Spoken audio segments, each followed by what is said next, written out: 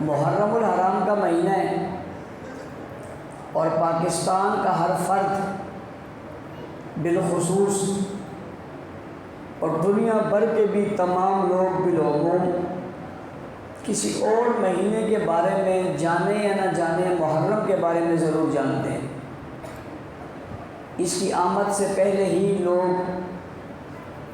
اس طرف متوجہ ہوتے ہیں کہ محرم آنے والا ہے، اور سرکاری اور نیم سرکاری ذرائع ابلاغ تمام کے تمام طبقات اور سبھی اس طرف متوجہ ہوتے ہیں کہ محرم آ رہا ہے، اور سب یہ دعا بھی کر رہے ہوتے ہیں کہ اللہ خیر کرے، محرم خیریت سے گزر جائے، محرم عافیت سے گزر جائے، محرم سلامتی سے گزر جائے، اور محرم میں جو ہے کوئی پریشانی نہ ہو۔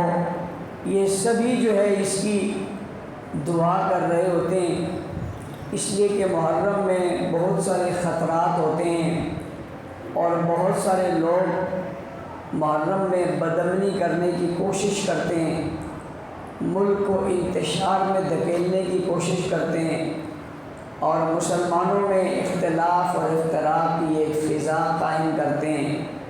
اس لیے جو لوگ محب وطن ہوتے ہیں، دین دوست ہوتے ہیں، اسلام سے محبت رکھتے ہیں، وہ اس آرزو اور طلب کے ساتھ دعا کر رہے ہوتے ہیں اللہ کرے خیر کے ساتھ یہ مہینہ گزر جائے، سبھی دعا ہوتے ہیں۔ اور اگلی بات یہ کہ اس مہینے کو لمبا چوڑا مہینہ سمجھتے بھی نہیں ہیں، اس مہینے کو صرف 10 دن کا مہینہ سمجھتے ہیں۔ ابھی بہت سارے لوگوں سے آپ پوچھو تو کہیں گے محرم ختم ہو گیا، محرم ختم ہو گیا، حالانکہ جس طرح عام مہینے 29 یا 30 دن کے ہیں، محرم بھی 29 یا 30 دن کا ہے، نہ اس سے کم کا ہے نہ اس سے زیادہ کا ہے، لیکن لوگ اس مہینے کو صرف 10 دن کا مہینہ سمجھتے ہیں کہ 10 دن کے بعد جو ہے یہ مہینہ ختم ہو جائے گا، حالانکہ ایسا نہیں ہے۔ دوسری بات اس مہینے کے بارے میں جو معروف اور مشہور ہے کہ لوگ اس مہینے کو اچھا مہینہ نہیں سمجھتے، حالانکہ یہ محترم مہینہ ہے۔ باقی مہینوں کے نام میں احترام نہیں ہے، اس کے تو نام میں ہی احترام ہے، اسے محرم الحرام کہا جاتا ہے، احترام والا مہینہ۔ اور یہ بھی آپ کو بتاؤں کہ زمانہ جاہلیت میں یعنی اسلام کی آمد سے پہلے بھی یہ مہینہ محترم تھا اور معزز سمجھا جاتا تھا، اور اسلام کی آمد کے بعد بھی ان 4 محترم مہینوں میں اس کا نام شامل رہا، اور اس کے بعد بھی یہ محترم ہے، یعنی اسلام میں بھی محترم ہے، اسلام سے پہلے بھی محترم تھا۔ تو اس کا معنی یہ ہوا کہ یہ مہینہ محترم ہے، اس کو اگر کوئی منحوس مہینہ سمجھے یا اس کو اگر کوئی مہینے کے لحاظ سے اچھا نہ سمجھے تو اس کے خود ذہن کا کوئی خلفشار ہے، اور اس کے ذہن میں کوئی خرابی ہے۔ اس مہینے میں اور مہینے کی عظمت میں کوئی خرابی نہیں ہے، اور بعض لوگ یہ سمجھتے ہیں کہ شاید اس مہینے کو جو عظمت ملی ہے اور عظمت کی وجہ شاید شہادت حسین رضی اللہ تعالیٰ عنہ کی، حضرت حسین رضی اللہ تعالیٰ عنہ اس مہینے میں شہید ہوئے، اس لیے اس مہینے کی عظمت ہے، حالانکہ یہ مہینہ پہلے بھی عظمت والا ہے۔ اور رسول خدا صلی اللہ علیہ وآلہ وسلم نے اس مہینے کی 10 تاریخ کو روزہ رکھنے کا کہا، اور اسلام کی آمد میں رمضان المبارک کے روزے سے پہلے جو روزہ فرض تھا وہ 10 محرم کا ہی تھا، یعنی 10 محرم کا روزہ بطور فرض کے رکھا جاتا تھا۔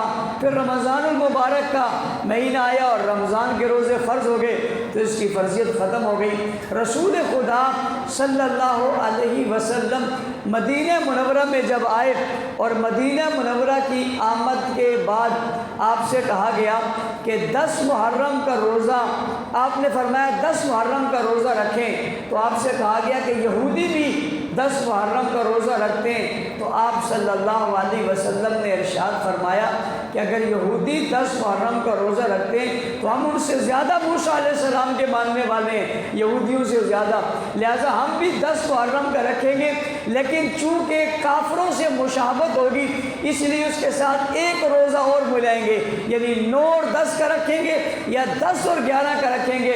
اور ارشاد فرمایا کہ اگر آئندہ سال میں زندہ رہا تو اس کے ساتھ ایک دن اور ملا کر روزہ رکھیں گے، یہ 2 دن کا روزہ ہو جائے گا۔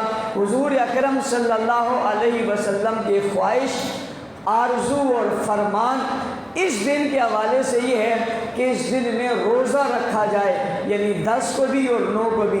یہ جب نبی کریم صلی اللہ علیہ وسلم نے فرمایا تھا، اس وقت واقعہ محرم کا تصور بھی نہیں تھا، اور جناب حضرت حسین رضی اللہ عنہ کے کربلا جانے کی کوئی سوچ بھی نہیں تھی کہ یہ ہوگا، اور پھر 10 محرم کو یہ واقعہ رونما ہوگا۔ لیکن اللہ تعالیٰ کی شان دیکھیں، 10 محرم الحرام 61 ہجری کو چونکہ جناب نبی کریم صلی اللہ علیہ وسلم کے نواسہ اور جگر گوشہ جناب حضرت حسین رضی اللہ تعالی عنہ نے کربلا جانا تھا، اور کربلا میں پیاسا ہونا تھا، اور کربلا میں پیاسا ہو کر آپ کو جو ہے پیاس کی حالت میں شہید کیا جانا تھا، تو رسول خدا صلی اللہ علیہ وسلم نے پہلے سے اس دن روزہ رکھنے کا کہہ دیا کہ صرف حسین ہی پیاسا نہ رہے، اس دن سبھی روزہ رکھیں اور سبھی پیاسے رہ کر حضرت حسین رضی اللہ تعالیٰ عنہ سے اپنی محبت کا ثبوت دیں۔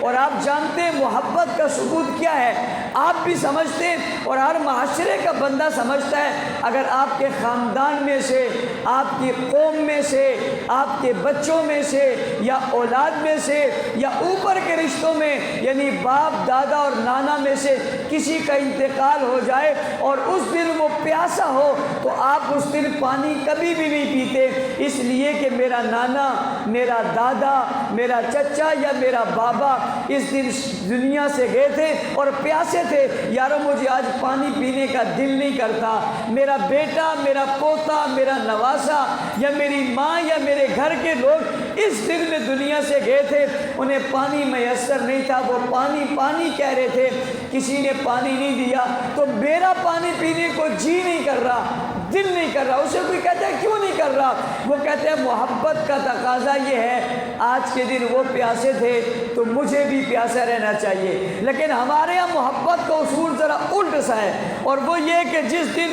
پورا خاندان رسول پیاسا سمجھا جا رہا ہے اور پورے خاندان رسول پر پانی بند ہے اور خاندان رسول پانی کے پیچھے ترس رہا ہے اور مانگ رہا ہے اور نہیں مل رہا، اس دن میری گلی میں، میرے چوک میں، میرے بازار میں سبیل لگی ہوئی ہے، اس میں برف پڑی ہوئی ہے، ٹھنڈا پانی ہے، اور بعض جگہ پہ شربت ہے، اور بیچ میں روح افزا ہے، اور بیچ میں دودھ ہے، اور بعض میں جو ہے وہ بادام بھی ہے، اور یہ خوبصورت چیزیں ملا ملا کر پلائی جا رہی ہیں۔ کیوں پلا رہے ہو؟ کہا حسین پیاسے تھے، حسین پیاسے تھے، شرم نہیں آئی، حیا نہیں آیا، کوئی آنکھوں کے اندر کوئی تمہاری حیا کے کوئی جھلک نہیں تھی، ظالموں اتنا بھی خیال نہیں کیا، وہ پیاسے تھے، آج پیاسے ہی رہ جاتے، پانی نہ پیتے، کچھ دیر کے لیے تو چھوڑ دیتے، لیکن تم نے محبت کا انوکھا انداز نکالا ہے کہ وہ پیاسے دنیا سے جا رہے اور آپ اسی دن شربت پلا رہے اور اسی دن جوس اور روح افزا پلا رہے ہیں۔ آپ دکانوں پر چلے جائیں دودھ لینے کے لیے،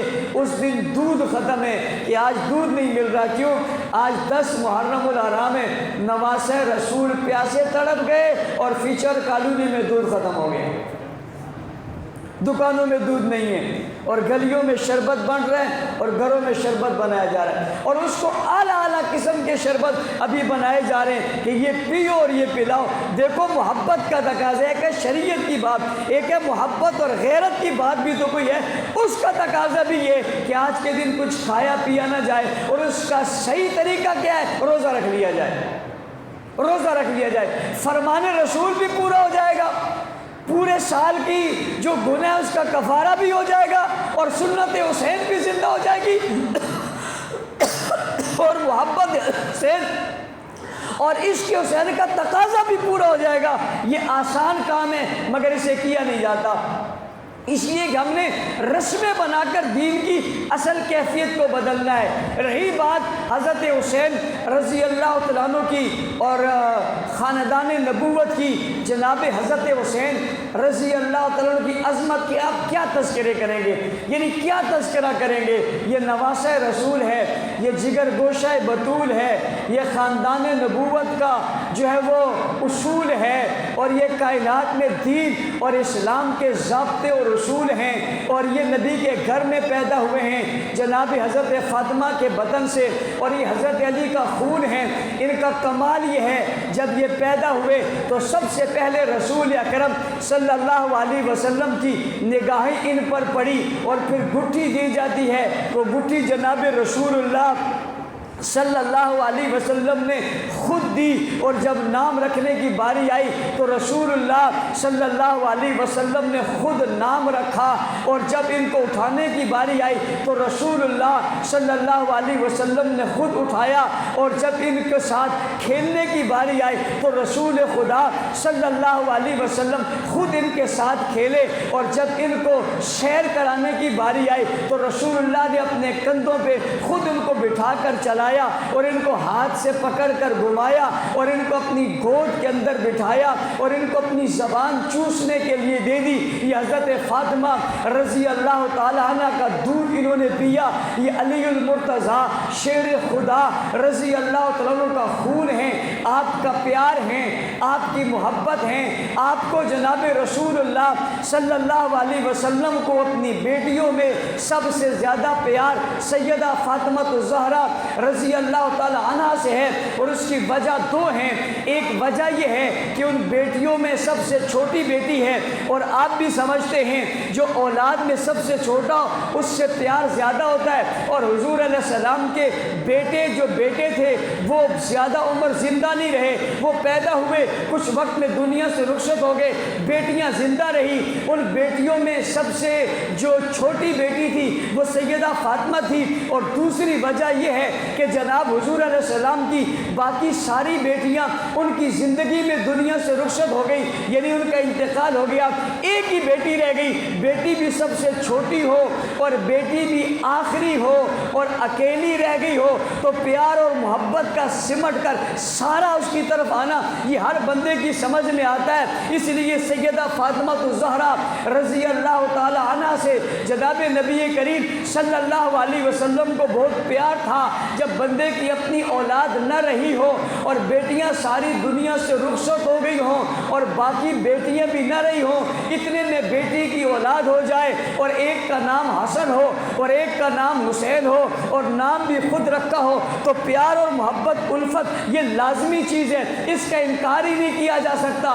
اس لیے حضور علیہ السلام کو ان بیٹی کے ساتھ ساتھ ان نواسوں سے بھی بہت پیار ہے، اور اتنا پیار ہے کہ حضور علیہ السلام تشریف لاتے ہیں، رونے کی آواز آتی ہے، نبی کریم صلی اللہ علیہ وسلم ارشاد فرماتے ہیں فاطمہ اس حسن و حسین کو چپ کراؤ، ان کا رونا مجھ سے برداشت نہیں ہوتا، میں ان کے رونے کو سن نہیں سکتا، انہیں چپ کراؤ۔ اور رسول خدا صلی اللہ علیہ وسلم منبر پر بیٹھے ہوتے ہیں، جیسے آج جمعے کا دن ہے، ادھر دروازے سے مسجد نبوی ہے، ایک بچہ داخل ہوتا ہے اور وہ گرتا ہے اور پھر کھڑا ہوتا ہے، حضور علیہ السلام منبر پہ بیٹھے، آپ کے مولوی صاحب بھی جمعہ پڑھاتے ہیں، ان نے کتنا عرصہ یہاں جمعہ پڑھایا، ان کے کتنے بیٹے موجود ہیں، کبھی بھی آئیں یہ اٹھ کر نہیں جاتے، کوئی مولوی منبر پر بیٹھا بیٹا آ جائے اٹھ کر نہیں جاتا، اور جائے بھی تو اسے بھگا دیتے، جاؤ گھر جاؤ، یہاں کیا کر رہے ہو۔ رسول خدا صلی اللہ علیہ وسلم کی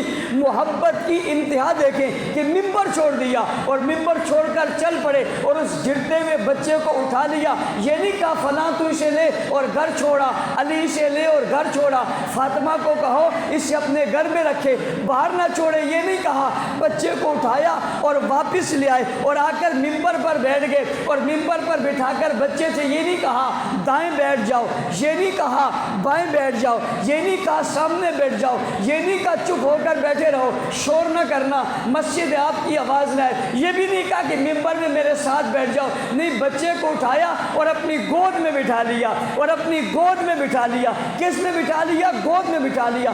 محبت کو دیکھیے، محبت کے انداز کو دیکھیے، محبت کے طریقے کو دیکھیے، نواسے کا گرنا برداشت نہیں ہوا، اٹھے دروازے تک گئے، اپنے نواسے کو اپنی نبوت والے ہاتھوں میں اٹھایا، اٹھا کر ممبر منبر رسول پر لے آئے اور منبر رسول پر آ کر کہیں عام جگہ پہ نہیں بٹھایا، اپنی گود میں بٹھا دیا اور گود میں بٹھا کر چہرہ نظر جناب حضرت حسن کے چہرے پر ڈالی اور چہرے پر ڈال کر کہا میرا یہ بیٹا سردار ہے، میرا یہ بیٹا سردار ہے، میرا یہ بیٹا سردار ہے، لوگوں گواہ رہو یہ جس بچے کو اٹھا کر میں منبر پر لایا ہوں اور میرے اپنی گود میں بٹھا لیا ہے، امت کے لوگوں سنو میرا یہ بیٹا سردار ہے، یہ کرے گا کیا؟ یہ دو مسلمان گروہ میں صلح کروائے گا۔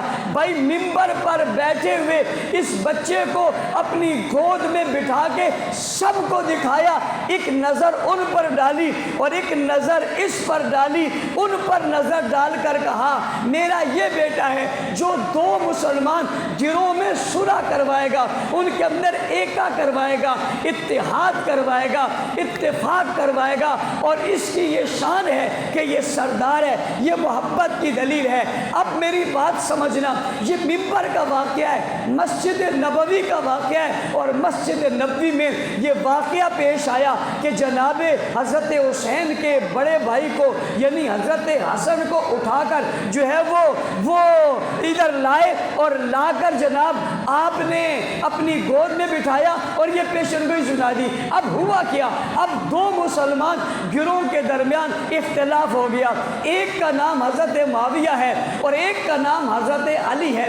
سمجھنا، لوگ اس بات سے ناجائز فائدہ اٹھا کر آج اس بات کو کفر اور اسلام کی لڑائی بتا رہے ہیں اور آپس میں دست و گریباں مسلمانوں کو کرنے کے لیے بتاتے ہیں۔ وہ دیکھو نا جنگ صفین ہوئی تھی، وہ دیکھو نا جنگ جمل ہوئی تھی، وہ دیکھو نا یہ ہو گیا تھا، وہ دیکھو نا علی حضرت معاویہ خاندان نبوت کے مخالف تھے، وہ دیکھو نا علی کے لیے میدان میں آئے تھے، وہ دیکھو نا انہوں نے تلوار نکال دی تھی۔ یہ کہہ کر مسلمانوں کے ذہن خراب کر کے حضرت معاویہ رضی اللہ تعالیٰ عنہ کی نفرت لوگوں کے دلوں میں بٹھا کر ان کے ایمان کو ضائع کرنے کی کوشش کی جا رہی ہے۔ نبی علیہ السلام نے فرمایا میرا یہ بیٹا دو مسلمان گروہ میں صلح کروائے گا، اس کا مطلب ہے کہ دونوں گروہ مسلمان ہوں گے۔ اور انہیں میں نے نہیں کہا، رسول خدا صلی اللہ علیہ وسلم نے اپنی زبان سے بطور پیشروی کے منبر پہ بیٹھ کے اور اپنے نواسے کو گود میں رکھ کے اور اس کے چہرے پر نظر ڈال کر بتایا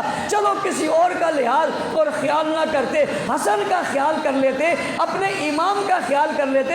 حضور نے یہ بات کسی اور کے لیے نہیں، اپنی گود میں اپنے نواسے کو بٹھا کر کہی ہے کہ یہ میرا نواسا بیٹا ہے اور یہ سردار ہے اور یہ وہ ہے جو دو مسلمان گروہ میں صلح کروائے گا۔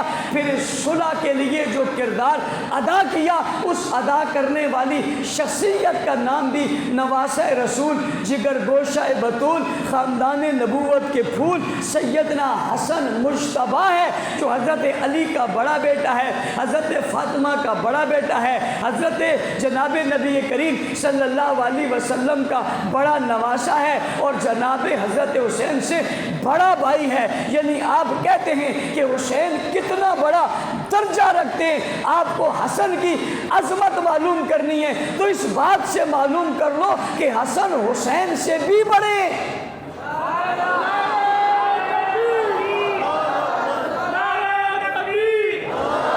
حسن حسین سے بھی بڑے۔ حسین کتنے بڑے ہیں بھائی؟ حسین کتنے بڑے ہیں؟ مگر آ کر دیکھو حسن حسین سے بھی بڑے۔ لیکن ایک بات میں آپ سے پوچھتا ہوں، ایمانداری سے بتانا، آپ نے ملک میں کبھی حضرت حسن کے حوالے سے کوئی جلوس سنا ہے؟ کسی کو حضرت حسن کے نام پہ ماتم کرتے دیکھا ہے؟ کسی کو حضرت حسن کے نام پہ تعزیہ نکالتے دیکھا ہے؟ کسی کو حضرت حسن کے نام پہ عزاداری کرتے دیکھا ہے؟ کسی کو حضرت حسن کا یوم مناتے دیکھا ہے؟ کسی کو حضرت حسن رضی اللہ تعالیٰ کے کردار اور سیرت بیان کرتے ہوئے ان میں سے کسی کو سنا ہے؟ کیا بات ہے، حسن حسین سے یہ بڑے ہیں، علی کے یہ بڑے بیٹے ہیں، حضرت فاطمہ کے بڑے بیٹے ہیں۔ حضور نے کندھے پہ ان کو بھی اٹھایا، حضور نے منبر میں ان کو بھی اٹھایا، حضور نے گود میں ان کو بٹھایا، ان کو سردار بھی کہا۔ سوال پیدا ہوتا ہے ان کے نام پہ سب کچھ کیوں نہیں ہے اور ان کے نام پہ سبھی کچھ نہیں ہے؟ بھائی میں پوچھنا چاہتا ہوں، اگر حضرت حسین کا چیلم ہے تو حضرت حسن کا کیوں نہیں ہے؟ سوال سمجھ میں آ رہا ہے؟ چیلم حسین ہے تو حضرت حسین سے بڑے بھائی حضرت حسن کا چیلم کیوں نہیں ہے؟ اگر حضرت حسین کا چیلم ہے تو حضرت حسین کے بابا علی کا چیلم کیوں نہیں ہے؟ سوال سمجھ آ رہا ہے؟ اگر چیلم عبادت ہے، اگر چیلم ثواب ہے، اگر چیلم دین ہے، اگر چیلم شریعت ہے تو صرف ایک کا کیوں؟ سب کا ہونا چاہیے نہیں ہونا چاہیے؟ بھئی باقیوں کا نہیں ہے، صرف ایک کا یہ پوچھنا چاہتا ہوں وجہ کیا ہے؟ حسن مجتبی جناب حسین سے بڑے ہیں، فضیلت میں بھی، شان میں بھی، عمر میں بھی، مقام میں بھی، مرتبے میں بھی، اور نبوت سے قریب ہیں۔ جناب حضرت حسین سے ہر لحاظ سے نبوت سے بھی قریب ہیں، اور علی سے بھی قریب ہیں، اور فاطمہ سے بھی قریب ہیں۔ حضرت حسین جتنی زندگی بھی جی لیں مگر ایک سال حضرت فاطمہ کے قریب حسن زیادہ رہے ہیں، ایک سال حضرت علی کے قریب حضرت حسن زیادہ رہے ہیں، ایک سال حضور کے قریب حضرت حسن زیادہ رہے، مرتبہ زیادہ ہے، مگر ان کے دل پر کوئی بات نہیں ہے، ان کا ذکر کہیں نظر نہیں آتا، ان کی بات کو کہیں نہیں کیا جاتا۔ اور کتنی بڑی بات ہے کہ حضرت حسن نے صلح کی ہے، اور صلح حضور کی پیشن گوئی سے کی ہے، اور یہ بات منبر پر بیٹھ کر حضور نے بتائی ہے، میرا یہ بیٹا سردار صلح کروائے گا۔ میں پوچھنا چاہتا ہوں، میرا سوال ہے، جس کی پیشن گوئی حضور نے کی اور جو کام حضور کی پیشن گوئی کے مطابق حضرت حسن نے پورا کیا، اس کا ذکر آخر کیوں نہیں کیا جاتا؟ سوال سمجھ میں آیا؟ ذکر کیوں نہیں کیا جاتا؟ اس صلح کی بات کیوں نہیں کی جاتی؟ پتہ چلا اس طبقے کو صلح کی بات زہر لگتی ہے، اس طبقے کو محبت کی بات زہر لگتی ہے، اور اس کو موت آتی ہے، اور اس کو موت پڑتی ہے جب آپ صلح کی بات کریں۔ جب آپ کہتے ہیں کہ ابو بکر حضور کے سسر ہیں، اسے تکلیف ہوتی ہے۔ جب ہم کہتے ہیں عمر حضور کے سسر ہیں، اسے تکلیف ہوتی ہے۔ اور جب ہم کہتے ہیں عمر حضرت علی کے داماد ہیں، اسے تکلیف ہوتی ہے۔ اور جب ہم کہتے ہیں کہ حضرت عثمان حضور کے دوہرے داماد ہیں، اسے تکلیف ہوتی ہے۔ اور جب یہ بتاتا ہے کہ جناب حسن اور جناب معاویہ کی لڑائی ہے تو یہ خوش ہوتا ہے۔ جب یہ کہتا ہے کہ جناب علی اور جناب معاویہ کی لڑائی ہے تو یہ خوش ہوتا ہے۔ مطلب جب لڑائی کی بات بتاتا ہے تو خوش ہوتا ہے، اور جب صلح کی بات آتی ہے تو اسے موت پڑتی ہے، موت۔ توجہ، اسے کیا پڑتی ہے بھائی؟ موت پڑتی ہے، تکلیف ہوتی ہے۔ اس لیے آپ اس کی زبان سے صلح کے لفظ کبھی بھی سنیں گے؟ حسن کا نام اسی لیے نہیں لیتے کہ حسن نے صلح کی ہے۔ کیا کی ہے بھائی؟ کیا کی ہے؟ صلح کی ہے۔ صلح کس سے کی ہے؟ عجیب بات آپ کو بتانے لگا۔ صلح کی ہے حضرت معاویہ سے، حضرت معاویہ سے صلح کی ہے۔ حضرت معاویہ کون ہے؟ حضرت معاویہ کے بارے میں کہا جاتا ہے، ان کی عظمت علیحدہ ایک اپنا ایک عنوان ہے، میں اس طرف جان نہیں چاہتا، ان کے بقول کہ ان کی حضرت علی سے لڑائی ہوئی تھی۔ میں مانتا ہوں چپکلش ہوئی تھی، میں مانتا ہوں اختلاف ہوا تھا، مگر اختلاف کی وجہ قصاص عثمان ہے، خلافت نہیں ہے۔ حضرت معاویہ نے کبھی بھی نہیں کہا کہ خلافت میرا حق ہے اور علی کا نہیں، خلافت حق ہی علی کا ہے۔ کہو سبحان اللہ۔ بھائی حضرت عثمان کے بعد کائنات میں اتنا بڑا آدمی کوئی نہیں ہے جس کی فضیلت ساری کائنات میں سب سے بلند ہو، وہ ایک ہی شخصیت ہے اور اسے علی المرتضیٰ کہا جاتا ہے۔ حضرت عثمان غنی کے بعد خلافت کا کوئی اور حقدار ہے ہی نہیں، ایک ہی شخص ہے جسے علی المرتضیٰ کہا جاتا ہے۔ حضرت معاویہ کو حضرت علی کی خلافت پر اختلاف ہے ہی نہیں، اور اس بات پر لڑائی اختلاف اتنی سی بات پر ہے کہ جن لوگوں نے حضرت عثمان غنی رضی اللہ تعالیٰ عنہ کو شہید کیا ان کا قصاص ہونا چاہیے، اور انہیں قصاص میں لینا چاہیے۔ حضرت علی نہیں کہتے کہ قصاص نہیں ہونا چاہیے، حضرت علی نہیں کہتے کہ ان کی پکڑ نہیں ہونی چاہیے، وہ بھی کہتے ہونا چاہیے، حضرت معاویہ بھی کہتے ہونا چاہیے۔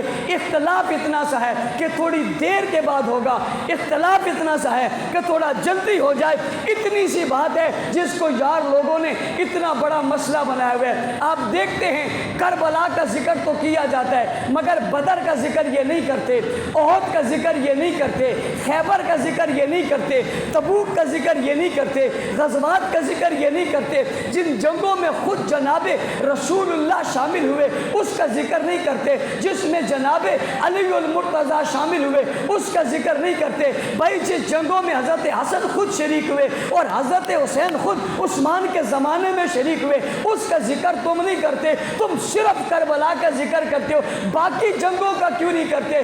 اس لیے کہ کربلا کی جنگ آپس کے اختلاف کی وجہ سے ہوئی ہے، اور بدر کی جنگ کافروں کے مقابلے میں، اور احد کی جنگ کافروں کے مقابلے میں، اور خیبر کی جنگ یہودیوں کے مقابلے میں۔ یہ یہودیوں کے مقابلے میں کبھی کوئی بات نہیں کریں گے، یہ جب بھی بات کریں گے مسلمانوں کے خلاف کریں گے۔ حضرت حسن کا ذکر کیوں نہیں کرتے؟ یہ جو اتنے حد تک لڑائی ہوئی، اب اس لڑائی کو حضرت علی شہید ہو گئے رضی اللہ تعالیٰ عنہ، اور حضرت حسن حضرت علی کی جگہ خلیفہ بن گئے رضی اللہ تعالیٰ عنہ، اور بھاگ دوڑ حکومت کی سنبھال لی، 5 مہینے حکومت کی، اور 5 مہینے کی حکومت کے بعد حضرت حسن رضی اللہ تعالیٰ نے اپنی خلافت کے ہوتے ہوئے حضرت معاویہ سے صلح کر لی۔ کیا کر لی بھائی؟ کیا کر لی؟ کس نے کی؟ حضرت حسن نے۔ حضرت حسن کون ہیں؟ حسین کے بڑے بھائی ہیں اور علی کے بڑے اونچی حسین کے بڑے اور علی کے بڑے بیٹے ہیں، فاطمہ کے بڑے بیٹے ہیں، حضور کے بڑے، جدھر سے دیکھو بڑے، جدھر سے دیکھو بڑے، اور آج بھی کھڑے ہیں، جدھر سے دیکھو بڑے۔ یہ دشمن خامخواہ لڑے پر غلط مقام پر یہ آج کھڑے ہیں۔ حسن کل بھی بڑے تھے، حسن آج بھی بڑے۔ صلح کر لی، صلح بیٹے نے کی، حضرت علی کے بیٹے نے۔ لڑائی کس کی تھی؟ حضرت علی کی اور حضرت معاویہ کی، لڑائی ان کی تھی۔ صلح کس نے کی؟ دوسرے محلے والے نے نہیں، تیسرے شہر والے نے نہیں، کسی اور بستی والے نے نہیں، بیٹے نے کی، بیٹے نے، خون نے کی۔ پوچھنا چاہتا ہوں حضرت علی اور معاویہ کو حضرت حسن زیادہ جانتے ہیں یا آپ زیادہ جانتے ہیں؟ بھائی حضرت حسن زیادہ جانتے ہیں یا شیعہ زیادہ جانتے ہیں؟ حضرت حسن زیادہ جانتے ہیں یا سنی زیادہ جانتے ہیں؟ حضرت حسن نے ان جنگوں کو قریب سے دیکھا، حضرت علی کے لشکر میں رہ کر دیکھا، حضرت علی کے ساتھ رہ کر ان جنگوں کو دیکھا، اس زمانے کو دیکھا، اس دور کو دیکھا۔ کہا جاتا ہے حضرت معاویہ نے منبر پر حضرت علی کو گالیاں دلوائی تھی، یہ کہا جاتا ہے۔ تمہیں پتہ ہے یا حسن کو پتہ ہے؟ تم کہتے ہو گالیاں دلوائی جاتی تھی، جس کے باپ کو منبر پہ گالیاں دلوائی جائے وہ صلح کرتا ہے؟ بھئی کافر سے کبھی کوئی صلح کرتا ہے؟ اہل بیت کے دشمن سے کبھی کوئی صلح کرتا ہے؟ غیر مسلم سے کبھی کوئی صلح کرتا ہے؟ صلح ہو رہی ہے اور صلح کر بیٹھے رہیں۔ اور توجہ کرنا، حضور نے منبر پر بیٹھ کر کہا تھا اور اپنے گرتے ہوئے نواسے کو اٹھا کر لا کر کہا تھا اور گود میں بٹھا کر کہا تھا میرا یہ بیٹا سردار ہے، 2 مسلمان گروہ میں صلح کروائے گا۔ اب توجہ کرنا، یہ بات ہوئی تھی منبر مسجد نبوی پر۔ کہاں ہوئی تھی؟ منبر مسجد نبوی پہ یہ بات رسول اللہ نے چہرہ حسین کو دیکھ کر پیشن گوئی کی تھی۔ پھر جب حضرت علی المرتضیٰ کا زمانہ آیا تو حضرت علی المرتضیٰ نے اپنے دارالخلافہ کو کوفہ منتقل کیا اور وہاں پر شفٹ ہو گئے، اور وہیں سے آپ حکومت کی باغ ڈور سنبھال رہے تھے۔ آپ وہیں پر مسجد میں شہید کر دیے گئے، یعنی مسجد کے دروازے پر آپ کو شہید کر دیا گیا ان ظالموں نے جو حضرت معاویہ کو بھی شہید کرنا چاہتے تھے، حضرت علی کو بھی شہید کرنا چاہتے تھے۔ ایک ہی دن میں 3 واقعات کرنے تھے، 2 لوگ بچ گئے، حضرت علی شہید ہو گئے۔ حضرت علی کی شہادت کے بعد حضرت حسن خلیفہ ہو گئے۔ دارالخلافہ کوفہ ہی ہے، اور وہاں پر جناب آپ قیام پذیر ہیں۔ آپ اپنے ابا کی مسجد کے ممبر پر بیٹھے ہوئے ہیں، اور آپ کے ابا کی مسجد کا ممبر ہے، اور آپ نے حضرت معاویہ کو صلح کا پیغام پہنچایا۔ اب میری طرف بڑے توجہ کی ضرورت ہے۔ آپ نے حضرت معاویہ کو صلح کا پیغام پہنچایا، اور حضرت معاویہ آپ سے صلح کرنے کے لیے تشریف لائے۔ حضرت معاویہ شام میں رہتے ہیں اور حضرت حسن کوفہ میں رہتے ہیں۔ حضرت حسن دعوت دیتے ہیں اور حضرت معاویہ کوفہ سے چلتے ہیں، اور چلتے چلتے وہ کہاں آتے ہیں جناب؟ وہ چلتے چلتے کوفہ میں آتے ہیں۔ میں آپ سے پوچھتا ہوں، میں آپ سے سوال کرتا ہوں، اگر آپ میرے دشمن ہوتے اور میں آپ کا دشمن ہوتا تو آپ مجھے دعوت نہ دیتے؟ دعوت دیتے تو میں نہیں آتا۔ یہ محبت کی علامت ہے۔ انہوں نے دعوت دی محبت سے، اور میں آیا محبت سے۔ انہوں نے مجھے یاد کیا، میں انکار نہیں کر سکا۔ بڑوں کا احترام دل میں ہو، بندہ انکار نہیں کر سکتا۔ میں انکار نہیں کر سکا، میں آ گیا۔ میرا آنا محبت کی دلیل، ان کا بلانا محبت کی دلیل، حضرت حسن کا بلانا محبت کی دلیل، حضرت معاویہ کا بلانا محبت کی دلیل۔ بات دشمنی کی ہوتی یہ بلاتے نہ، بات دشمنی کی ہوتی وہ آتے نہ۔ بلانا بتاتا ہے محبت ہے، آنا بتاتا ہے محبت ہے، بلانا بتاتا ہے ایمان ہے، آنا بتاتا ہے ایمان ہے۔ حضرت معاویہ شام سے چلے اور چلتے چلے آئے۔ ایک بات اور ذہنوں میں رکھنا، ایک تاریخی جملہ آپ کو بتا کر جا رہا ہوں، زندگیوں کا پتہ نہیں بعد میں ملاقات ہو یا نہ ہو، میرا یہ جملہ اپنے دلوں پر نقش کر لینا، توجہ کرنا۔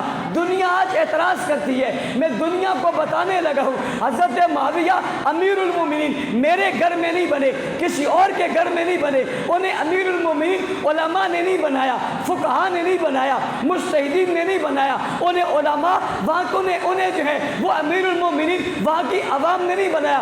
آؤ فیچر کالونی کے لوگوں، میں تمہیں بتانے لگا ہوں، میری بات غور سے سن لو اور دنیا کو بتا دو، دشمن کو میری طرف سے چیلنج کر دو۔ حضرت معاویہ امیر المومنین میرے گھر میں نہیں بنے، حضرت معاویہ امیر المومنین علی کے گھر میں بنے ہیں، علی کی مسجد میں بنے ہیں، علی کے ممبر میں بنے ہیں، بنانے والے کوئی اور نہیں ہے۔ حضرت معاویہ کو امیر المومنین بنانے والے حضرت حسن ہیں، حضرت حسین ہیں، یعنی خاندان نبوت کے پھول ہیں، یعنی نواسہ رسول ہیں، یعنی جگر گوشہ بطول ہیں، یعنی اسلام کے پھول ہیں، یعنی اسلام کے نشان ہیں، یعنی بلندی کی علامت ہے، یعنی خاندان نبوت کی بنیاد ہیں، آغاز ہیں، اعزاز ہیں، اعجاز ہیں، اکرام ہیں، حضور کی تصویر ہے، حضور کا تصور ہے، حضور کا نقش ہے، حضور کے وجود کا عملی نمونہ ہے، جن سے حضور کی خوشبو آتی ہے، جن میں حضور کی ادائیں ہیں، جن میں حضور کی وفائیں ہیں، جن کے اندر علی کی شجاعت ہے، جن کے اندر علی کی بہادری ہے، جن کے اندر علی کی عظمت ہے، جن کے اندر فاطمہ کا خون ہے، فاطمہ کی محبت ہے، فاطمہ کا ایقان ہے، سیدہ فاطمہ کی محبت کا جو وجدان ہے وہ ہیں، انہوں نے امیر المومنین بنایا۔ حضرت امیر معاویہ جب شام سے چلے ہیں تو امیر شام ہیں، گھوڑے پہ بیٹھے تو امیر شام ہیں، قافلے میں چلے ہیں تو امیر شام ہیں، راستے میں آئے تو امیر شام ہیں۔ سنو میری بات، کوفہ میں داخل ہوئے تو امیر شام ہیں، مسجد میں قدم رکھا تو امیر شام ہیں، اور جب ممبر پر بیٹھے تھے حضرت علی کے ممبر پر بیٹھے تھے تو امیر شام ہیں، لیکن جب ممبر سے نیچے اتر رہے تھے اب امیر شام نہیں تھے بلکہ امیر المومنین تھے۔ ممبر پر جب بیٹھے تو امیر شام تھے، اور جب ممبر سے اترے تو سب بولو، سب بولو، یہ کیا جھٹکا تھا جس نے امیر شام سے امیر المومنین بنا دیا؟ ہوا کیا تھا؟ ہوا یہ تھا کہ حضرت حسن نے اپنے ابا کے ممبر پر اپنے چچا کو بٹھایا، اپنے ابا کے منبر پر اپنے چچا کو بٹھایا اور بٹھا کر دنیا کے منہ پہ ایک تھپڑ رشید کیا، ان کے چہرے کی کالک کو دنیا پہ واضح کیا۔ تم کہتے ہو معاویہ مومن نہیں ہے، یہ دیکھو معاویہ علی کے منبر پہ بیٹھا ہوا ہے۔ میں سوال کرنا چاہتا ہوں، یہ منبر پہ کس نے بٹھایا؟ کس نے بٹھایا؟ اب میں اپنی بات کو مدینہ سے جوڑنے لگا ہوں۔ ایک منبر مدینہ کا ہے، ایک منبر کوفہ کا ہے۔ مدینہ کے منبر پہ حسن کو گود میں حضور نے اٹھایا، مدینہ کے منبر میں حضرت حسن کو گود میں حضور نے بٹھایا، اور کوفہ کے منبر پہ حضرت معاویہ کو حسن نے بٹھایا۔ کس نے بٹھایا؟ یہی وجہ ہے کہ حضرت حسن کا کوئی جلوس نہیں ہے، یہی وجہ ہے کہ سیدنا حسن کا کوئی غم ان کو نہیں ہے۔